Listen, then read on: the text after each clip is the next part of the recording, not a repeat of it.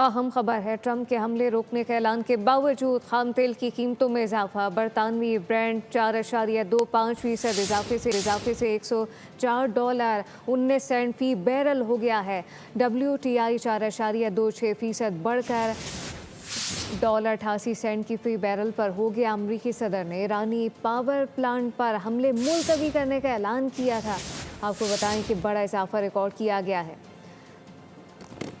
WTI 4.26% बढ़कर बड़ा इजाफा रिकॉर्ड किया गया है। ट्रंप के हमले रोकने के ऐलान के बावजूद खाम तेल की कीमतों में इजाफा हुआ। बरतानवी ब्रेंट 4.25% इजाफे से $104.19 फी बैरल का हो गया। WTI 4.26% बढ़कर $91.28 फी बैरल पर पहुंच गया है। अमरीकी सदर ने ईरानी पावर प्लांट पर हमले मुलतवी करने का ऐलान किया था। सब्सक्राइब करें और बेल दबाएं ताकि कोई खबर रह न जाए।